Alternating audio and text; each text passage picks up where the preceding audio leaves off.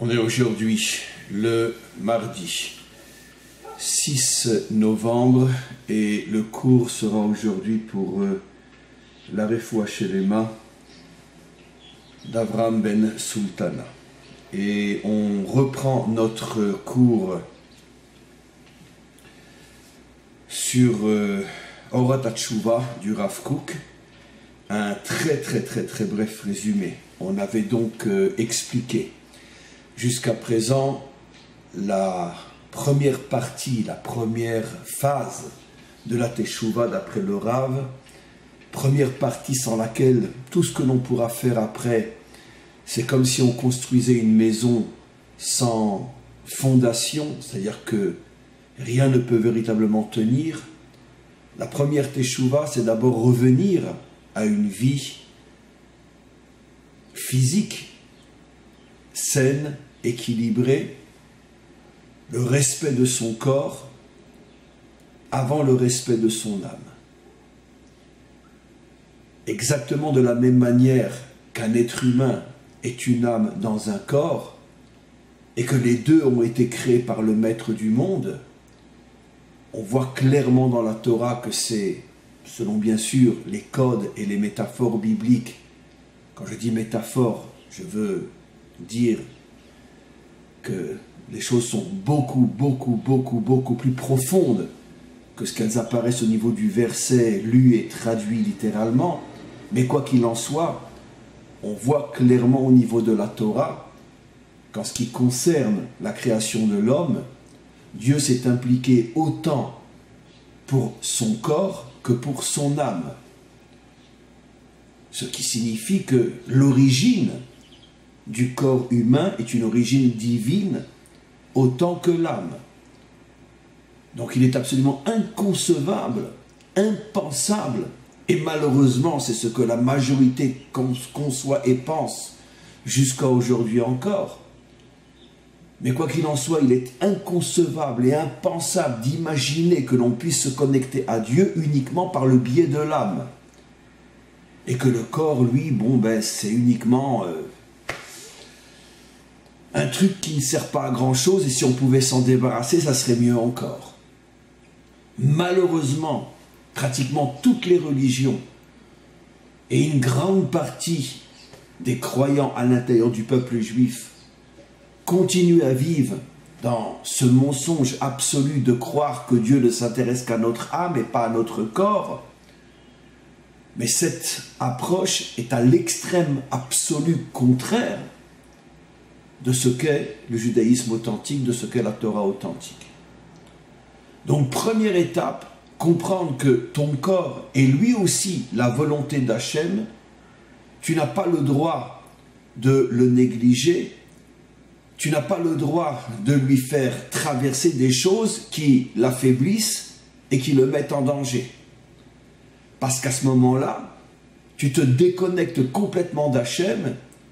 Et comme je l'ai dit, et je le répète, si tu manges kasher d'un côté, mais que ta cacheroute est faite de choses qui abîment le corps, à ce moment-là, tu respectes peut-être les lois de l'âme, mais tu enfreins les lois du corps, et en vérité, tu es un fauteur. Et tu te déconnectes du maître du monde. Même si ta cacheroute est le plus haut niveau de cacheroute. Alors maintenant, on va passer à la deuxième partie, c'est-à-dire la deuxième étape dans la Teshuva. C'est ce que le Rav appelle le Tikkun HaNefesh, c'est-à-dire la réparation, le rééquilibrage du Nefesh. Le Nefesh, comme on va le voir, et le Rav était un des plus grands Mekoubal de ces dernières générations, donc dans son langage, chaque mot s'enracine dans les secrets les plus profonds de la Torah, donc chaque mot a son sens précis. Le Rav va utiliser le mot Nefesh et non le mot Neshama.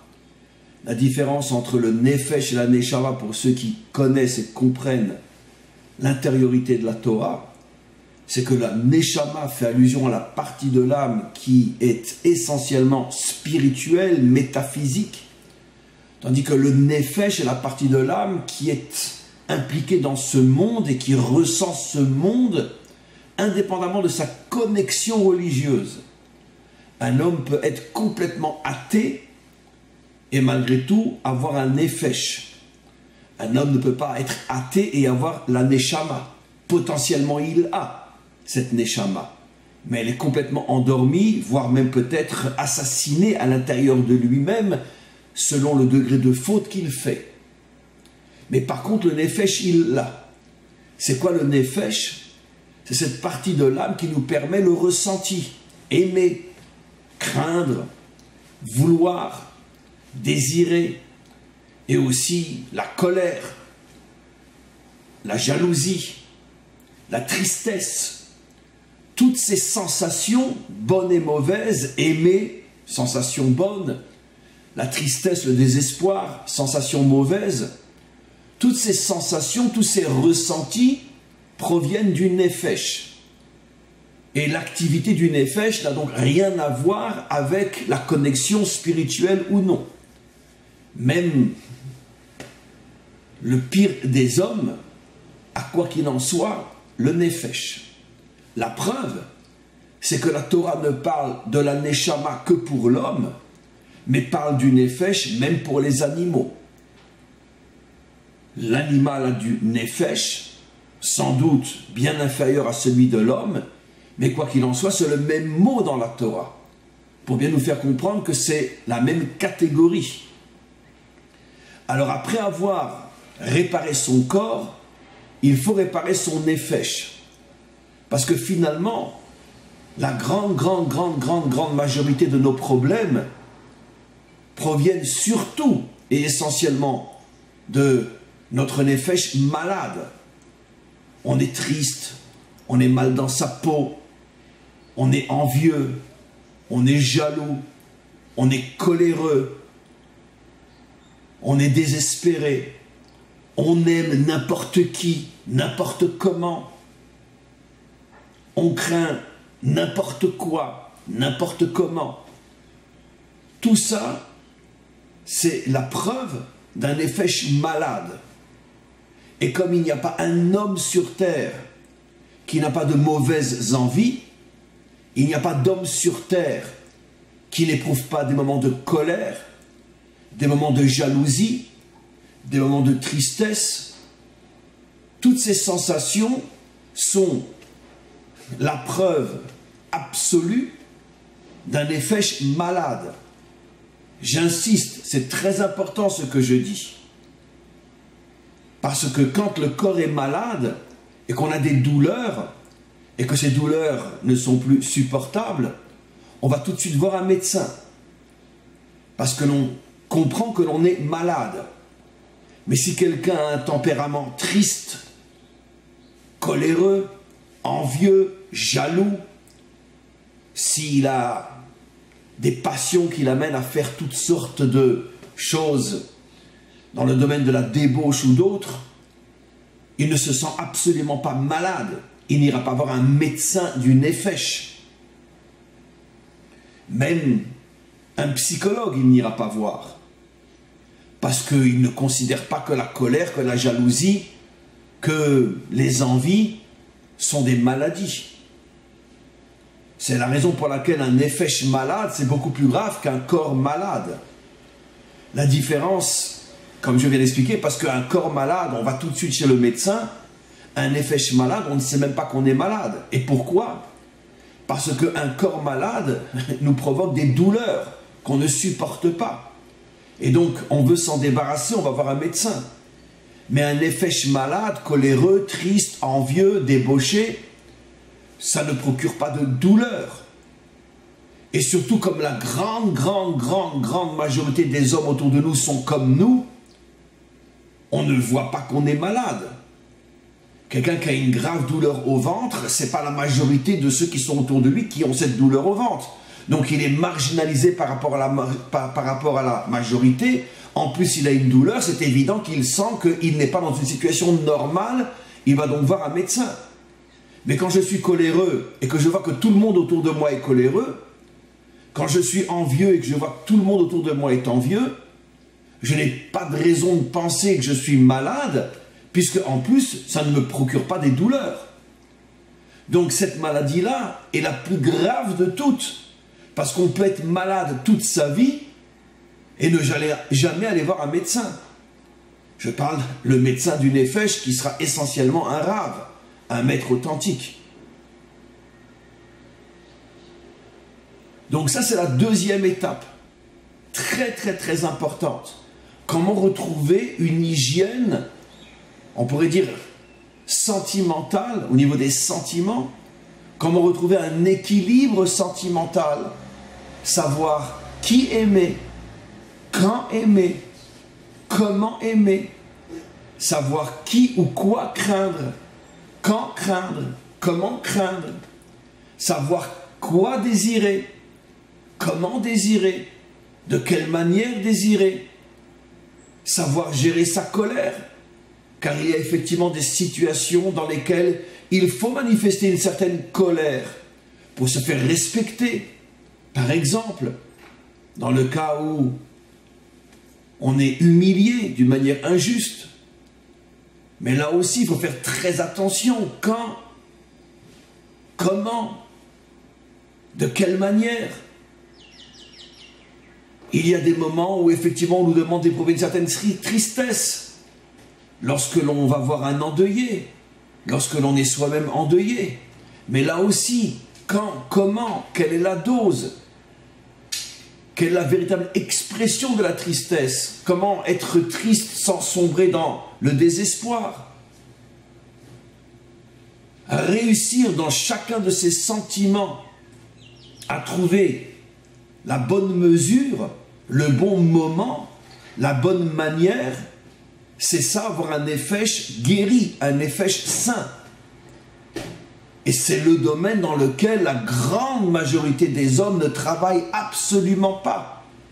Parce que comme je l'ai expliqué, rares sont ceux qui ressentent qu'ils sont gravement malades lorsque pour un rien ils se mettent en colère, ou la moindre chose qui bouge devant eux, ils se mettent à la regarder et à avoir des envies. Ils ne se rendent même pas compte qu'ils sont gravement malades. Avant de commencer le texte, ça c'est de l'introduction mais très importante. Imaginez-vous, comme j'ai dit pour la cacheroute, quelqu'un mange très très cachère. Il prend les meilleurs, comment on appelle ça, les meilleurs, bon peu importe, les meilleurs rabbanim au niveau de la cacheroute. Mais il mange un hot dog cachère, un hamburger cachère, et il en mange 3 ou 4 ou 5 fois par semaine, plein de graisse, plein d'huile. Il est complètement dans la faute. Complètement dans la faute. Même s'il mange cet hamburger extra cachère. De la même manière, quelqu'un peut étudier la Torah toute la journée. Quelqu'un peut prier, peut accomplir tous les commandements. Mais d'un autre côté, il est jaloux de quelqu'un d'autre. Il parle en mal de quelqu'un d'autre. Il est envieux de quelqu'un d'autre. Il est complètement dans la faute. Et toute son étude, toutes ses prières, toutes ses mitzvot ne valent pas un sou. Parce que ce que tu gagnes d'un côté, tu le détruis de l'autre. C'est comme quelqu'un qui remplit, comme j'avais cet exemple-là, qui remplit un verre d'eau, mais que le verre d'eau est troué. Donc de toute façon, tout ce qui rentre d'un côté, ça sort de l'autre. Si tu étudies pendant 3 heures la Torah, mais qu'après, tu entends qu'on parle de quelqu'un que tu n'aimes pas et tu interroges, tu dis « Oh oui, mais celui-là, de toute façon, hein, on le connaît, c'est du n'importe quoi. » Ou pire encore, ben, toute ton étude est partie à la poubelle. Et ça, très très très peu de gens sont conscients de ça. Surtout que dans le domaine du nefesh, dans le domaine du ressenti, ce qui est beaucoup plus grave, c'est qu'on se cherche des justifications. On justifie nos fautes. Ah non, non, mais sur lui, on a le droit de parler parce que c'est quelqu'un qu'il faut absolument dénoncer. Ah non, non, non, on a le droit de se mettre en colère contre cette personne parce que cette personne est véritablement... Et puis chacun s'invente son diable. Chacun s'invente finalement celui sur lequel on a le droit de parler, sur lequel on a le droit de se mettre en colère. etc., etc. C'est-à-dire que non seulement on est malade, mais en plus on est persuadé qu'on fait quelque chose d'extraordinaire en exprimant notre maladie. C'est vraiment un monde de fous. Et dans ce domaine-là, je le dis et je le redis, 99,9% de ceux qui même étudient, prient et accomplissent les mitzvot, 99,9% n'ont jamais commencé à travailler dans ce domaine. Pourquoi? Parce qu'il suffit de voir ce qui se passe dans le monde, de voir comment les uns parlent des autres, pour se rendre compte que non, on ne bouge pas dans ce domaine-là. C'est la deuxième étape fondamentale, dit le Rav, sans laquelle c'est même pas la peine d'aller plus loin. Le plus loin, vers lequel tout le monde veut arriver en une minute, c'est-à-dire la dimension spirituelle, j'étudie, je prie, j'accomplis les mitzvot. Ah oui, mais mon corps, je m'en fous, mon effet, je m'en fous. Et je crois que ça y est, je suis connecté au bon Dieu. Tu n'es connecté qu'à tes fantasmes. Tu t'es inventé un bon Dieu, tu t'es inventé une Torah, tu t'es inventé une étude, tu t'es inventé une prière. Et le jour où la vérité va se dévoiler, tu te rendras compte que tu as toute ta vie, tu as servi ton nombril. Tu n'avais pas l'ombre d'une connexion avec le Maître du monde. Alors on va lire maintenant, juste un instant,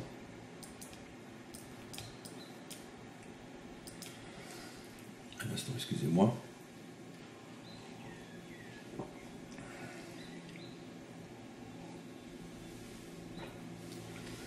On y va. Alors, Yoter Pnimit. Donc maintenant, on va rentrer dans le texte après cette introduction. D'une manière plus profonde, la deuxième étape est plus profonde que la première, puisque la première touche le corps, qui est la dimension la plus extérieure de l'être. La deuxième étape touche le Nefesh, qui est bien sûr le monde des sentiments, le monde du ressenti, qui est plus intérieur. Yakshuva tiv'it anafshit varuchanit. Alors là aussi, les mots sont d'une importance. J'arrive plus à respirer, et je le dis sincèrement, tellement je ressens à mon niveau l'infini qu'il y a dans chaque mot. Le ridouche, c'est complètement une approche, c'est l'approche authentique, la seule et véritable approche authentique de la Torah. Mais elle est connue de tellement peu d'hommes qui étudient la Torah. Il explique que ça encore, c'est la Teshuvah Tiv'it. On est encore ici dans le domaine de la Teshuvah, du retour, on pourrait dire naturel. Ce dont je vais parler, dit le Rav, c'est pas encore de la spiritualité, c'est pas encore du métaphysique. C'est-à-dire ce à quoi tout le monde veut accéder en prenant des raccourcis. Non, je suis encore dans la Teshuvah Tiv'it, dit le Rav. Ça veut dire que je suis encore dans la dimension naturelle de l'homme. Comme pour nous dire, en vérité, des hommes naturels, il n'y en a pas sur Terre. Ou presque pas. Dans ce monde, il n'y a que des détraqués qui sont déjà en dessous de la nature. Être au niveau de la nature, de la vraie nature, c'est déjà en soi faire teshuva. C'est tellement fort ce que le Rav dit, je ne sais même pas si j'arrive à l'exprimer suffisamment. Nous, on a toujours cette vision complètement fausse, complètement mensongère de la nature d'un côté, ça c'est pour les animaux, et la spiritualité de l'autre, c'est pour les saints qu'on aspire à devenir. Le Rav dit exactement le contraire. Non, il y a ceux qui ne sont pas dans la nature et ceux qui sont dans la nature et qui commencent à être dans le bien. Mais la grande majorité des hommes ne vivent même pas d'une manière naturelle. Si tu manges mal, si tu exprimes mal tes sentiments, tu n'es même pas au niveau de la nature de l'homme. Tu es une sous-nature. Tu as détruit la nature de l'homme. Car la nature de l'homme, c'est d'avoir un corps en bonne santé et d'avoir un nefesh en bonne santé. Mais ça, si on le comprenait, mais c'est incroyable. C'est pour ça que j'ai parlé au début du cours de fondation de la maison. Tu veux construire un château sans fondation. Tu veux construire ton âme sans ta nature. Tu t'es détruit sur le plan naturel et tu aspires que ton âme, tu vas pouvoir la construire. Donc je répète, à Teshuva Tiv'it, on est encore dans la Teshuva naturelle. À Nafshit, Ve'aruchanit, c'est-à-dire à Nafshit, comme j'ai expliqué du Nefesh, Ve'aruchanit, et spirituel. Alors qu'est-ce que vient faire le mot Ruchanit ici? Parce que justement, il veut nous faire comprendre que avoir un Nefesh qui fonctionne bien, c'est la condition sine qua non pour avoir une spiritualité qui fonctionne bien. Tu es un homme envieux, tu peux parler du bon Dieu toute la journée, c'est simplement un perroquet qui répète des mots. C'est pas un humain, c'est un perroquet religieux. Parce que tu ne peux pas arriver, dit le Rav, à la Ruchaniyut, à la spiritualité authentique, si tu n'as pas d'abord un Nefesh Tivi construit, si tu n'as pas d'abord ton monde sentimental, naturel, construit. C'est impossible. Mais qui comprend ça aujourd'hui? Ou Mashekorim, Moussar Klayot. C'est ce que l'on appelle dans notre langage à nous, dans le langage des maîtres, Moussar Klayot, mot à mot, la morale des tripes. La morale des tripes. J'ai traduit en français. Ça veut dire quoi? Moussar Klayot. Ça veut dire que dans tes tripes, il y a une exigence de bien-être que si tu ne respectes pas, tu te détruis. Et ça n'a rien à voir avec la religion. Il explique. Teva Nefesh. Parce que la véritable nature du Nefesh, encore une fois, Nefesh, c'est le monde des sentiments, qui n'a rien à voir avec la religion.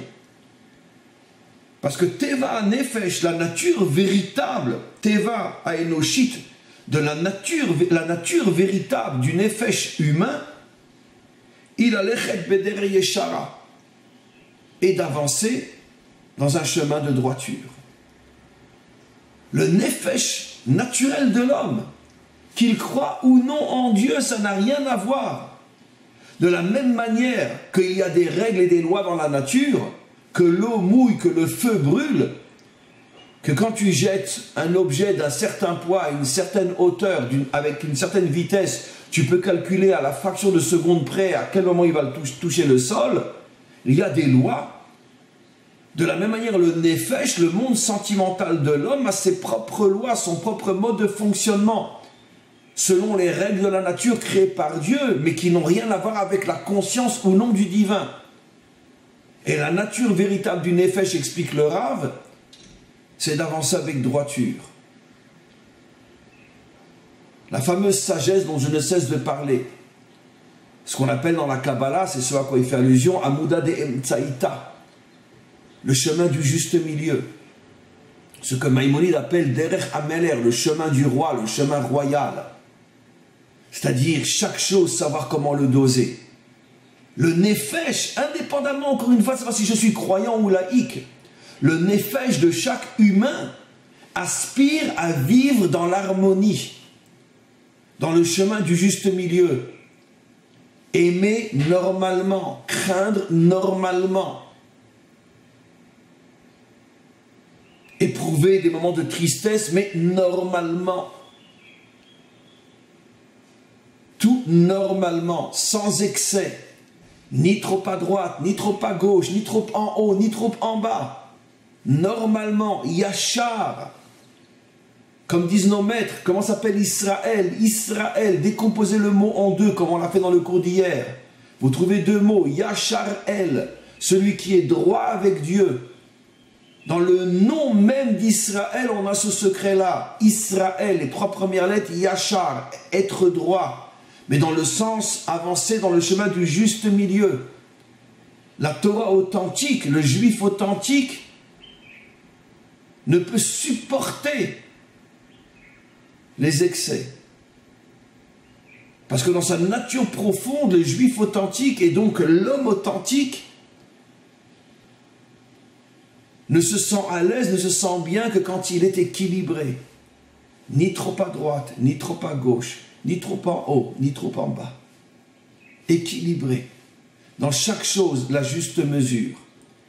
Et le chidouche, le point fort qu'explique le Rav, c'est que ça n'a rien à voir avec une prise de conscience religieuse. C'est la nature même de notre être sentimental d'aspirer à l'harmonie. Vous voyez à quel point on est tous des malades, à quel point on est complètement détraqués. Lequel d'entre nous peut lever le doigt et dire « moi je vis selon l'harmonie » Mais qui? Et ça n'a rien à voir avec si j'ai une barbe ou pas une barbe. Il y en a autant du côté des barbus que du côté des non-barbus. On est tous malades. Parce que personne ne fait attention à ce que ce Rav explique. On passe tous dans la croyance et on marche, on piétine et on écrase les 2 premières étapes sans lesquelles tout le reste n'est qu'un fantasme. Et donc, je répète, Teva Anefesh Eloshit, car la nature véritable de la dimension sentimentale de l'humain, il a l'echet beder yeshara, et d'avancer dans le chemin du juste milieu. Ou ksesar mina derer, et celui qui s'écarte de ce chemin, qui est le chemin de l'équilibre, kshenafal bechet, automatiquement il tombe dans les manques. Chet ici dans le sens de manque, pour celui qui comprend bien la traduction du mot chet. Chet que malheureusement les ignorants traduisent jusqu'à aujourd'hui encore par faute. Chet signifie chisachon, manque. Dès que tu t'écartes du juste milieu, tu seras toujours dans une situation où tu ressens des manques. T'as beau aimer, tu sens que tu n'aimes pas assez ou tu ne reçois pas suffisamment d'amour. Tu montres que tu n'es pas d'accord avec une certaine rigueur, une certaine colère justifiée, mais tu vas sentir que c'est pas assez, tu vas exploser de colère pour satisfaire ton manque. Et après cette explosion de colère, tu te sentiras encore plus vite qu'avant. Pareil dans l'amour. Tu as un besoin d'amour. Tu vas te lâcher complètement dans du n'importe quoi, avec n'importe qui, n'importe comment. Et après, tu vas te sentir encore plus vite qu'avant d'avoir commencé. Parce que plus tu vas essayer de t'extrémiser dans tes recherches, et plus le manque va s'accentuer. Et ça finira par un suicide. Ou devenir un homme violent, fanatique, qui détruit tout sur son passage. La drogue, l'alcool, peu importe, la débauche. Tout ce que nous voyons dans le monde aujourd'hui est la conséquence directe de ce chet, de ce manque qui se crée, qui apparaît. C'est comme une maladie. Chaque maladie a l'effet qui apparaît, qui témoigne de cette maladie particulière. L'effet directement lié au manque d'équilibre, c'est le sentiment de manque. Ce sentiment qui habite 99,9% des hommes et des femmes sur Terre. J'en ai jamais assez. Je suis jamais content. Je n'arrive pas à ressentir ce sentiment de bien-être, de plénitude. Non merci, j'ai tout ce dont j'ai besoin. Comme disent nos maîtres, Ezeu Ashir, Asamer Bechelko, qui est l'homme véritablement riche, celui qui éprouve une joie profonde de ce qu'il a. Il n'est pas dit celui qui se suffit de ce qu'il a, celui qui a une joie de ce qu'il a. Vous en connaissez beaucoup des comme ça sur Terre. Impossible à trouver. Le premier qui trouve, il a décroché le gros lot. Impossible. Parce qu'on vit tous avec des manques. Et ces manques-là, on n'arrive pas à les combler. Et pourquoi on n'arrive pas à les combler? Parce qu'on a quitté le chemin du juste milieu. On a un nefesh malade. Et donc, chaque mot ici, c'est Ukshesar mina derer, quand l'homme s'écarte de ce chemin de l'équilibre, Kshenafal bechet, automatiquement il tombe dans le sentiment de manque. Imnafsho adaino nishreta legamre. Et s'il se réveille avant qu'il ne soit trop tard, comme je l'ai expliqué, ce sentiment de manque, chacun dans son domaine, j'ai un manque d'amour. Alors je vais essayer de l'avoir proprement. Et puis, comme je ne suis pas revenu au juste milieu dans ma vie en général, le premier essai avec un amour normal, propre, ne va pas me satisfaire. Alors je vais me dire, ouais, mais il y a des filles extraordinaires, celles-là, c'est sûr qu'elles vont me satisfaire. Je vais y aller aussi et je vais me sentir encore plus vide qu'avant. Alors je vais chercher dans tous les fantasmes du porno ou je ne sais quoi, et je vais me sentir de plus en plus vide, jusqu'à ce que je me tire une balle dans la tête. Et là, c'est le niveau que lui explique, Nefesh Nishreta. Ça veut dire c'est déjà le non-retour. Quand tu as déjà sombré dans les pires fantasmes dans ce domaine-là, il faut un miracle pour que tu reviennes. Tout est possible. Dieu peut ouvrir la mer, il peut aussi ouvrir ton cœur. Mais c'est déjà de son domaine à lui, c'est plus de ton domaine à toi. Mais par contre, dit le Rav, si un homme se met à réfléchir, il se pose la question, maintenant je ne comprends pas. J'étais en manque d'amour, j'étais avec une femme normale, on a essayé d'avoir une relation propre, ça n'a pas marché. J'ai été voir une fille de la rue, alors là je me suis dit, je vais vraiment bien m'amuser, je me sens encore plus nul qu'avant. Réfléchis, mais qu'est-ce qui t'arrive? Tu ne te rends pas compte que plus tu vas à l'extrême et plus tu te sens vide? Réfléchis, mais qu'est-ce qui t'arrive? Et si l'homme se met à réfléchir, dit le Rav, justement en prenant conscience logiquement que plus il va loin et plus le vide en lui s'accentue, en vérité,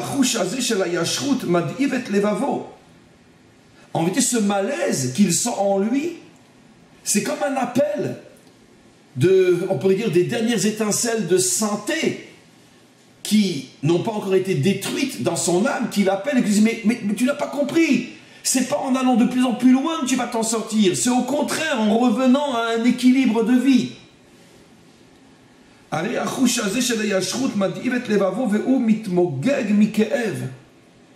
Et ce sentiment, encore une fois, de mal de vivre, de mal-être, c'est en vérité un cadeau. Ce sont ces étincelles de santé qui sont encore dans son âme, qui lui envoient des signaux, justement par ce malaise qu'il ressent, qui va peut-être l'obliger à réfléchir et à comprendre qu'il est en train de faire exactement le contraire de ce qu'il devrait faire. Tout a commencé parce que tu avais dévié du chemin droit. Donc reviens au chemin droit et tout va s'arranger. Et plus tu continues à t'écarter en pensant que ça y est, tu vas assouvir tes manques, plus tes manques vont s'agrandir. Reviens. C'est ce qu'on appelle la conscience en français. Cette conscience en nous qui nous hurle, qui nous crie, qui nous supplie de revenir. Et alors, si l'homme accepte que tout ce ressenti, tout ce malaise en lui provient justement de ces appels de son âme qui n'est pas encore complètement morte, de son nefesh, pardon, qui n'est pas encore complètement mort, et à ce moment-là, il comprend que mais non, c'est tout le contraire que je dois faire. Surtout ne pas partir dans tous les sens, au contraire. Revient à une vie très équilibrée, et il revient. Et là, tout d'un coup, il commence. Le premier signe qu'un homme est revenu à une vie de nefesh normale, il ne ressent plus de manque. Il est heureux avec sa femme. Même si ça fait 20 ans ou 30 ans qu'il est avec la même, il a l'impression qu'il l'aime. Pas l'impression, pardon. Je veux dire, il a l'impression que c'est comme s'il avait commencé hier, car il l'aime comme au premier jour. Et quand il entend ce que tout le monde dit aujourd'hui, parce que c'est devenu la norme aujourd'hui, mais enfin, mais comment tu fais pour rester 50 ans avec la même bonne femme? Ou avec le même bonhomme? Mais enfin, c'est pas possible. Surtout que tu as de l'argent, tu as des moyens, paye-toi une jeune. Mais il n'arrive pas à comprendre. Il n'arrive pas à comprendre ce langage. Mais moi, je n'ai pas besoin d'une jeune. Mais moi, je suis complètement accompli, épanoui, heureux avec celle que j'ai choisie à 50 ans. J'ai aucun manque. Aucun manque. Mais c'est un langage de sourd, personne ne se comprend. Mais il y a peut-être 5 ou 6 hommes sur 7 milliards qui vivent comme ça. Mais ceux qui y arrivent, c'est sincère, c'est profond. plus encore. Le bonheur qu'ils ressentent avec cette femme avec laquelle ils vivent depuis 50 ans est un bonheur que des milliards et des milliards et des milliards et des milliards et des milliards et des milliards et des milliards et des milliards de fois plus grand que la croisière que tu pourras te payer avec une fille de 20 ans quand on a 50. C'est même pas comparable. C'est même pas comparable. Toi, tu t'amuses, mais lui, il vit. Toi, tu rigoles, mais lui, il atteint le bonheur. C'est pas comparable. On ne compare pas la crotte d'un chien avec un diamant. Car ta semaine d'amusement avec cette fille, c'est la crotte d'un chien par rapport à ce qu'un homme qui aime sa femme après 50 ans de mariage ressent. C'est un diamant et une crotte de chien. Mais ça, qui peut le comprendre? Surtout qui peut le vivre? Qui peut le vivre? Et donc, il explique comment l'homme peut-il savoir qu'il a une vie équilibrée? Eh bien, quand il ne ressent pas de manque. Pas seulement dans le domaine que j'ai cité le plus, parce que c'est malheureusement le grand problème dans toutes les générations et aujourd'hui peut-être plus que jamais, mais aussi dans le domaine de l'argent. Tu gagnes 3 000 € par mois. Pourquoi tu te rends malade du fait que tu n'en gagnes pas 5? Tu gagnes 5 000 € par mois. Pourquoi tu te rends malade du fait que tu n'en gagnes pas 7? Tu as un 4 pièces. Pourquoi tu es malade du fait de ne pas avoir un 6 pièces? Tu as une Renault. Pourquoi tu es malade du fait que tu n'as pas une BMW? Et ainsi de suite. Quand un homme comprend qu'en vérité, tout ce dont il a besoin, il l'a en vérité. Mais que ses yeux sont ouverts sur ce qu'il n'a pas. Et c'est pour ça qu'il ne voit pas ce qu'il a. Et c'est pour ça qu'il est malheureux. Mais un homme revient au juste équilibre. Et tout d'un coup, il va dire, waouh, j'ai vraiment un bel appartement. Waouh, je gagne bien ma vie. Waouh, j'ai une belle voiture. Et il le ressent véritablement. C'est ça la teshuva. Ne me parlez pas du bon Dieu, je vous en supplie. Je mange kasher. Je fais mes trois prières tous les jours. Je mets les tefilines, j'ai fait teshuva. Non mais arrêtez vos histoires. La teshuva, ça commence d'abord et surtout par le fait de ressentir que dans ta vie de tous les jours, tu es fondamentalement heureux. Et si tu le ressens sincèrement, c'est que tu es fondamentalement équilibré. Et si tu es fondamentalement équilibré, c'est que tu es fondamentalement dans le bon chemin. Et quand après tu vas me dire je mange kasher, je veux dire toi, vraiment tu manges kasher. Parce que les autres, c'est leur bouche qui mange kasher, mais pas eux. Parce qu'eux ne sont pas kasher, comment veux-tu qu'ils mangent kasher? Si toute la journée ils se plaignent, ils ne sont pas contents, ils sont jaloux, ils sont coléreux, ils sont si. Ils ne mangent pas kasher. La cacheroute, elle est dans l'assiette, pas dans eux. Évidemment. Évidemment. Et donc, évidemment, cette partie de la tchouva est la plus compliquée, la plus complexe de toutes. C'est beaucoup plus difficile de ne pas être un homme coléreux et envieux que de manger kasher ou d'étudier la Torah. Ça, c'est très facile. Mais ne pas être un homme coléreux, ça, c'est la vraie teshuva. Et ça, c'est le plus difficile, dit le Rav. La teshuva, je répète, ou mesoubar arbe meod. C'est compliqué plus très beaucoup, dit le Rav. Taloui ou betnaim rabin, car il y a tellement de conditions à remplir pour arriver à ce juste milieu qui nous lave de tous nos manques et nous permet de ressentir un bonheur inouï chaque seconde. Ça demande tellement de sagesse, d'efforts, de conditions pour arriver à cette véritable teshuva que tout le monde en vérité néglige parce qu'on préfère une teshuva fantasme que la vraie. Ah oui, j'ai fait tchouva, vrai, j'ai une barbe, hein, j'ai fait tchouva. Ouais, je mets les tefilines, hein, je fais tchouva, vous avez vu, hein. Je mange cachère, hein, j'ai fait tchouva, vous voyez.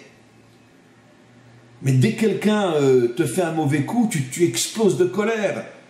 Tu lui souhaites de crever, tu es jaloux. Si jamais il te dépasse, si tu entends que quelqu'un a plus de succès que toi, tu vas tout faire pour essayer de l'humilier, de parler en mal contre lui. Mais tu as fait tchouva, bien sûr, ma soeur aussi. Bien sûr. C'est ce que dit le Rav. Ça, c'est très difficile.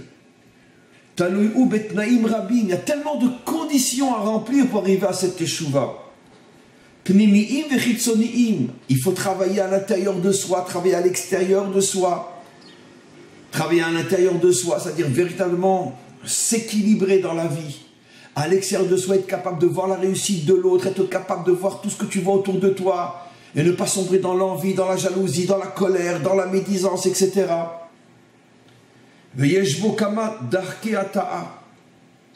Et là aussi, c'est une sagesse compliquée, dit le Rav, parce qu'on peut aussi se tromper, on peut aussi vivre dans des illusions.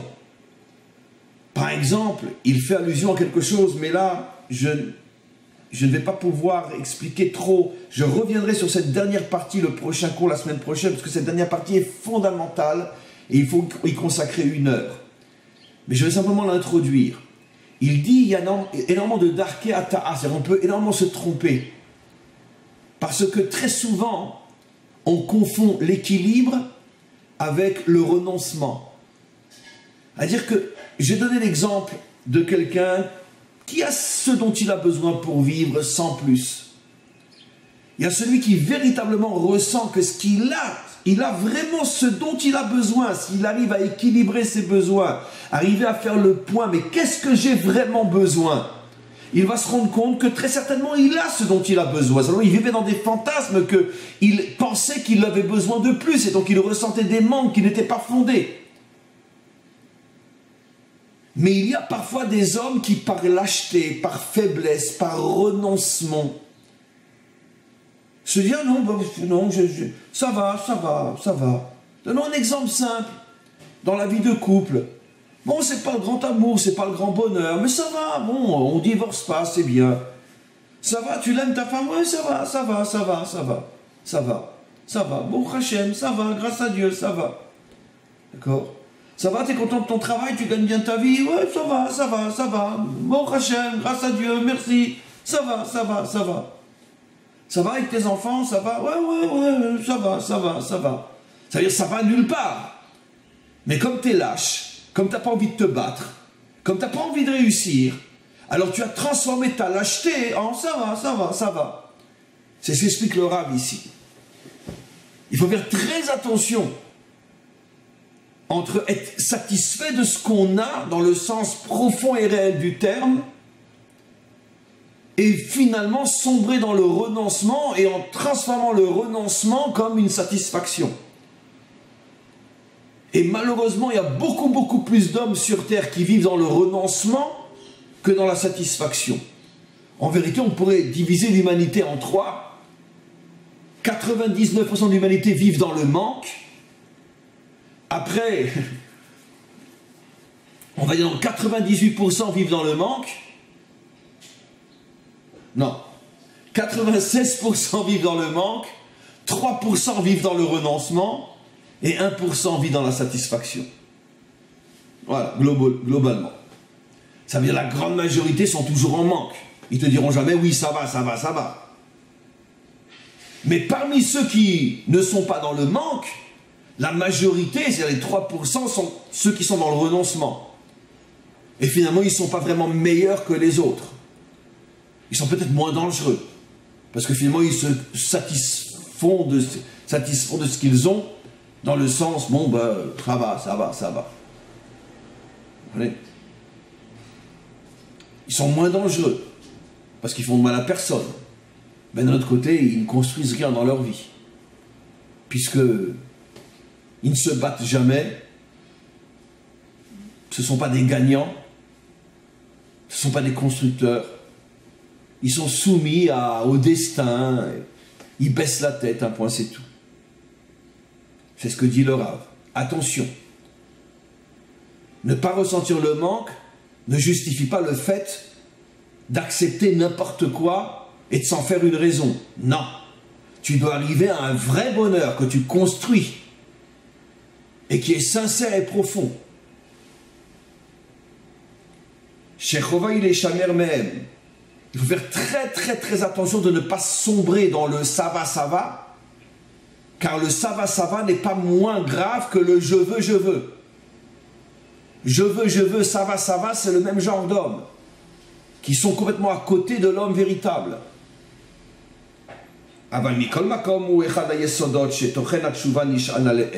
Quoi qu'il en soit, dit le Rav, mais je réexpliquerai ça au prochain cours, il faut, même s'il y a le risque de sombrer dans le renoncement, il faut malgré tout aller dans le chemin de ce que lui a appelé se satisfaire d'une manière profonde de ce que l'on a et de chasser tous les sentiments de manque, que quoi qu'il en soit, comme il le dit, ça c'est le fondement de toute construction spirituelle authentique.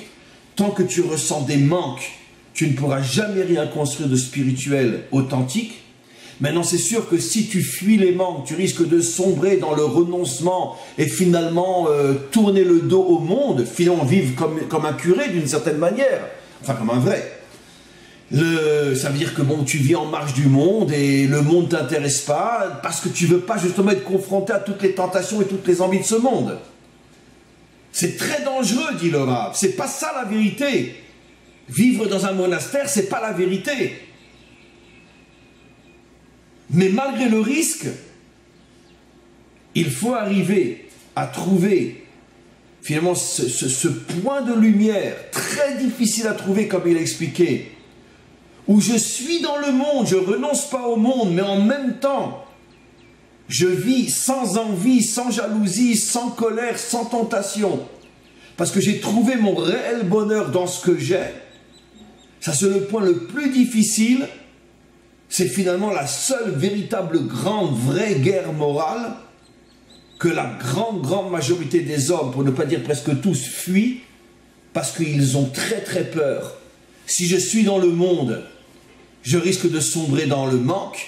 Si je quitte ce monde, je sombre dans le renoncement. Comment être à la fois dans ce monde et ne pas sombrer ni dans l'envie, ni dans le manque, ni dans le renoncement, c'est la chose la plus difficile. Merci au Rav Kook d'être la lumière de notre génération. Merci à vous tous et toutes d'avoir écouté ce cours. C'est un cours d'une importance extrême qu'il faut écouter et réécouter. Je voulais rajouter en cette fin de cours quelques points très importants.